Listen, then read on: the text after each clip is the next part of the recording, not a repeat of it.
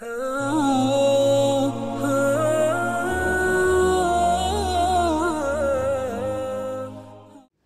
بھائیوں، سب سے پہلی بات تو یہ ہے کہ علماء، طلباء، حفاظ اور قراء اگر ہمیں اپنے معاشرے میں حقیر نظر آتے ہیں تو یہ ہماری نظر کا قصور ہے، یہ ہماری نظر کا قصور ہے کہ ہمارے دلوں میں ان کی کوئی عظمت اور تعظیم نہیں ہے۔ ہم سمجھتے ہیں کہ واقعی یہ لوگ حقیر ہیں۔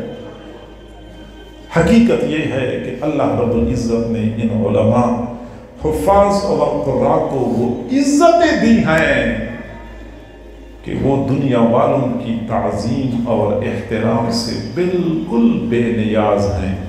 مجھے نہیں ضرورت، کوئی بندہ میری تعریف کرتا ہے، میرے اوپر کوئی اثر نہیں پڑتا اگر کوئی بندہ مجھ پہ تنقید کرتا ہے۔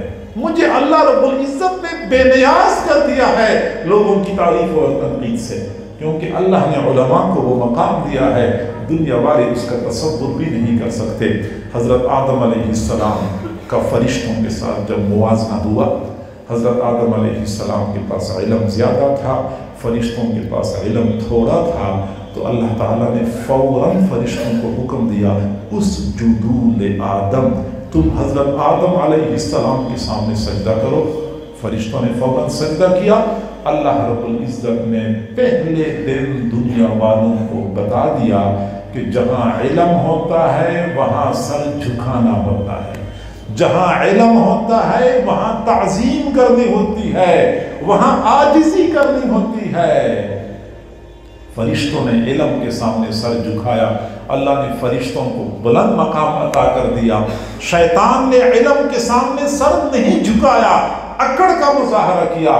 آج تک شیطان پر لعنت اور پھٹکار برس رہی ہے۔ کبھی غور کیا ہے شیطان نے کسی کو قتل تو نہیں کیا تھا، شیطان نے زنا تو نہیں کیا تھا، شیطان نے شراب تو نہیں پی ہوئی تھی، شیطان کا جرم کیا تھا، شیطان نے علم کے سامنے عاجزی نہیں کی تھی، شیطان نے علم کے سامنے اکڑ کا مظاہرہ کیا۔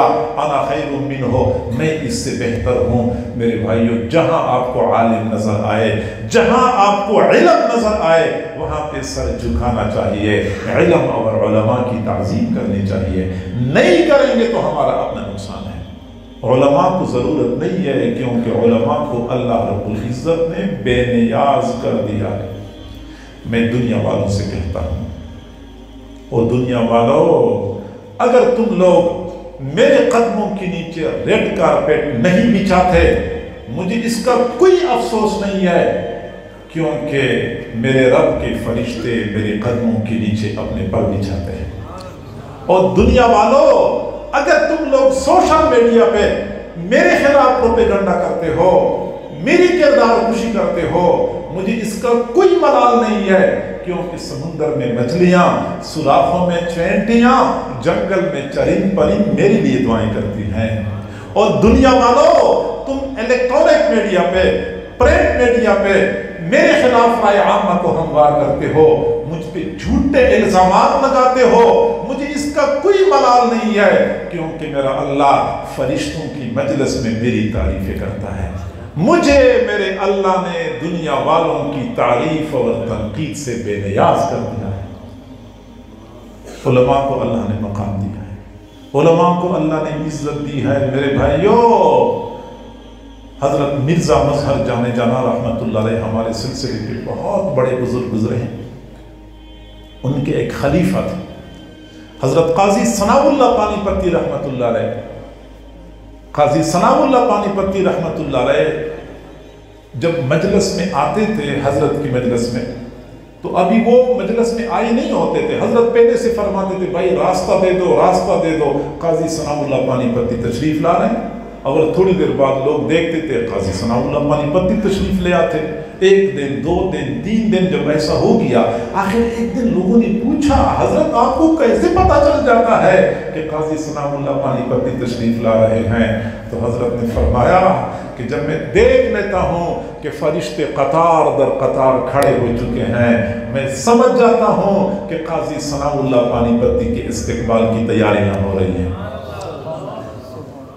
علماء کو اللہ نے عزت دی ہے، फरिश्ते इनकी ताज़ीम करते, जिन्नात इनकी ताज़ीम करते हैं। हज़रत मौलाना अब्दुल्ला दरखास्ती रहमतुल्लाह अलैह ये जंग से आगे गढ़बोड़ है, गढ़बोड़ से आगे लैया की तरफ जा रहे थे। जो साथी वहाँ से गुजरे होंगे तो उनको पता है कि इस गढ़बोड़ और चबारा के दरमियान बिल्कुल सहरा रेतले इलाके हैं, झाड़ियाँ हैं। अब तो फिर भी कुछ आबादी बन गई, पहले ज़माने में तो बिल्कुल आबादी नहीं थी। रात का वक्त था, सर्दियों का मौसम था। हज़रत मौलाना अब्दुल्ला दरखास्ती रहमतुल्लाह अलैह कार में सवार थे, पिछली सीट पर 2-3 बंदे बैठे हुए थे। हज़रत ने सहरा में पहुँच के कार का शीशा खोला और अपना हाथ बाहर निकाल दिया। अब शागिर्दों ने कहा कि उस्ताद जी आपको तो सर्दी लगती नहीं है, कुश्ते खाते हैं, हमें तो शदीद सर्दी लग रही है, कम से कम शीशा तो बंद कर दें। हज़रत मौलाना अब्दुल्ला दरखास्ती रहमतुल्लाह अलैह का अपना एक मखसूस अंदाज़ होता था, मखसूस लबो लहजा होता था। फरमाया मैं क्या करूं, इतने जिन्नात इस्तिकबाल के लिए खड़े हैं, मुसाफहा तो करना पड़ता है। जिन्नात इनका इस्तिकबाल करते हैं, फरिश्ते इनका इस्तिकबाल करते हैं। अल्लाह ने उलमा को इज्जत दी है। ये खदशा बेबुनियाद है कि उलमा की इज्जत नहीं है, हुफ़ाज़ और कुर्रा की इज्जत नहीं है। ठीक है, हम नहीं करते, हमारी अपनी महरूमी है, वरना अल्लाह ने इनको वो इज्जत दी है कि दुनिया वालों की किस्मत में नहीं है। और जो हमें इज्जत नज़र आती है वो हकीकत में इज्जत है नहीं। मैं बताऊं, हम कहते हैं कि शायद फौजी अफसर की बड़ी इज्जत होती है, जब वो छावनी से गुजरता है सारे लोग उसको सलूट करते हैं। डॉक्टर की बड़ी इज्जत होती है, वो अस्पताल में दाखिल होता है सारे लोग खड़े हो जाते हैं। थानेदार की बड़ी इज्जत होती है, जब वो थाने में दाखिल होता है सारे लोग खड़े हो जाते हैं। मेरे भाइयों, ये इज्जत नहीं है, ये हमारी गलतफहमी है। इज्जत नहीं है, ये हमारी गलतफहमी है। मैं एक मिसाल से बात समझाऊं। अभी इतने लोग बैठे हुए हैं, अचानक ऊपर से सांप गिरता है। जो ही सांप गिरा, दरमियान में कोई बंदा उछल पड़ा कि सांप है। जो ही वो उछल पड़ा, आपको पूरे मजमे में एक बंदा भी बैठा हुआ नजर नहीं आएगा, सारे लोग खड़े हो जाएंगे। अब जो सारे लोग खड़े होंगे वो सांप की ताज़ीम के लिए खड़े नहीं होंगे, सांप के एहतराम के लिए खड़े नहीं होंगे, बल्कि सांप के शर से बचने के लिए खड़े होंगे। इसी तरीके से जब अफसराने वाला दफ्तर में दाखिल होते हैं तो सारे मुलाजिमीन खड़े हो जाते हैं, सर और यस्सर करते हैं। हम समझते हैं कि ये इज्जत है। सच्ची बात ये है कि वो मुलाजिमीन इनके शर से बचने के लिए खड़े होते हैं, वरना वो दिल ही दिल में इन्हीं अफसरान को नाकाबिल बयान गालियां दे रहे होते हैं। आप में से कई सारे लोग दफ्तरों में काम करते होंगे, ऐसा होता है या नहीं होता? जाहिर में तो खड़े हो जाते हैं, दिल में उनको गालियां दे रहे होते हैं। ये इज्जत नहीं है, ये हमारी गलतफहमी है। इज्जत वो है जो अल्लाह ने उलमा को दी है। और ये भी एक हकीकत है कि एक वक़्त था जब वक़्त के हुक्मरान और बड़े बड़े नवाब और रईस लोग भी उलमा की ताज़ीम और एहतराम किया करते थे। बल्कि अल्लाह ताला जब करना चाहता है तो दुनिया वालों को दिखा देता है। हमारे इस मुल्क पे कोई 20 साल पहले एक डिक्टेटर मुसल्लत हो गया, वो जो मुक्के लहराया करता था और सबको सीधा करने की बातें करता था।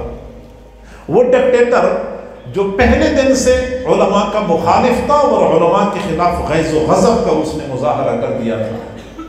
लेकिन अल्लाह ताला ने जब करना होता है तो बंदे से करवा के दिखाता है कि उसी डिक्टेटर ने फिर मौलाना तारिक जमील साहब की दावत की, नाश्ते पे बुलाया। फिर मौलाना तारिक जमील साहब के लिए अपने हाथों से प्लेट में सालन डाला और फिर अपने हाथों से बोतल से गिलास में पानी डाला और साथ ये भी कहा कि मौलाना आप इतने काबिल हैं, इतने ज़हीन बंदे हैं, आप कोई डॉक्टर बन जाते, बड़ी तरक्की करते, कोई इंजीनियर बन जाते, बड़े साइंसदान बन जाते, ये आप क्या मौलवी बने हुए हैं? मौलाना तारिक जमील साहब ने कमाल का जवाब दिया कि सदर साहब, इस मुल्क में डॉक्टरों की कमी तो कोई नहीं।